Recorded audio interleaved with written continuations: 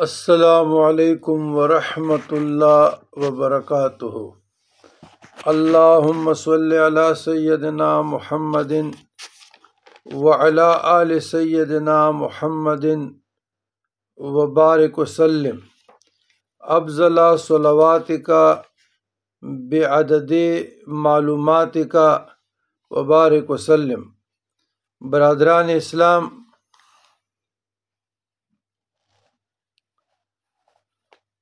بہت لوگ پریشان حال، تنگ دستی، مفلسی سے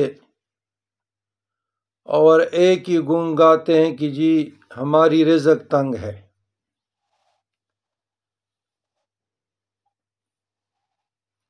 ہماری رزق میں برکت نہیں ہے، ہم قرض دار ہیں، وظائف پڑھتے ہیں اثر نہیں ہوتا۔ تو وظائف تو اعمال قرآنی ہے یا مسنون اذکار ہے، اس کا تو اثر ہی اثر پرتاثیر ہے۔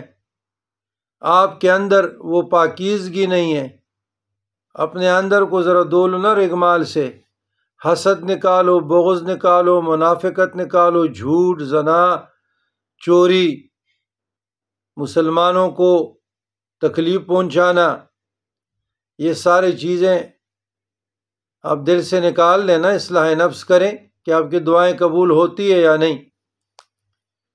بہرحال اگر کوئی چاہتا ہے کہ مجھے گاڑی مل جائے، کوئی چاہتا ہے کہ مجھے حج اور عمرے کی دولت عطا ہو جائے، نصیب ہو جائے، کوئی چاہتا ہے کہ مجھے روزگار مل جائے، میرے مال متاع میں برکت ہو، میری زندگی میں برکت ہو، میرے گھر میں برکت ہو، میری اولاد میں برکت ہو، تو یہ بزرگان دین کا آزمودہ عمل ہے۔ اور شاید مجھے تو معلوم نہیں ہے، لیکن یقین کامل سے کہتا ہوں کہ اس وظیفے کی صدقہ سے ہم بھی حرمین شریفین جا چکے ہیں، اور مزید بھی اللہ تعالیٰ سے امید بارگاہ الہ ہوں کہ جب تک زندگی انشاءاللہ تعالی سفر جاری رہے گا تو دوران وضو، لیکن یاد رکھیے گا جو واش روم میں وضو کرتے ہیں وہاں پر آپ نے زبان سے، خیال سے کوئی قرآن کی آیت، بسم اللہ یا کوئی حدیث بالکل زبان پہ نہیں لانا۔ واش روم میں گریز کرنا ہے۔ ہاں، واش روم سے آپ باہر نکلیں گے، غفرانہ کا آپ پڑھیں گے، الحمدللہ الذی اذھب عنی الاحزان وعافانی پڑھیں گے، تو اس کے بعد پھر آپ اشہد ان لا الہ الا اللہ وحدہ لا شریک لہ واشہد ان محمدا عبدہ ورسولہ پڑھے۔ اس کے بعد 3 مرتبہ سورہ قدر پڑھے، بسم اللہ الرحمن الرحیم، انا انزلناہ فی لیلۃ القدر وما ادراک ما لیلۃ القدر لیلۃ القدر خیر من الف شہر تنزل الملائکۃ والروح فیہا باذن ربہم من کل امر سلام یا حتی مطلع الفجر۔ اور اس کے بعد پھر یہ دعا پڑھیں، اللہم اغفر لی ذنبی ووسع لی فی داری وبارک لی فی رزقی۔ بعض نسخوں میں آیا ہے وفیما رزقتنی، لیکن اس پہ تفکر کرنا ہے، معنی پر تفکر کرنا ہے، تصور۔ اللہم اغفر لی ذنبی، یہ تصور کرنا ہے پروردگار عالم کل کائنات کے بادشاہ سلطان میرے گناہوں کو معاف فرما۔ اللہم اغفر لی ذنبی ووسع لی فی داری، اور میرے لیے میرا گھر کو کشادہ کر دے، وبارک لی فی رزقی، اور میں رزق میں میرے لیے برکت عطا فرما۔ تو اولاد بھی رزق ہے، بیوی بھی رزق ہے، زندگی بھی رزق ہے، یہ سارے رزق ہیں، نیک دوست بھی رزق ہے، اور کشائش رزق بھی رزق ہے۔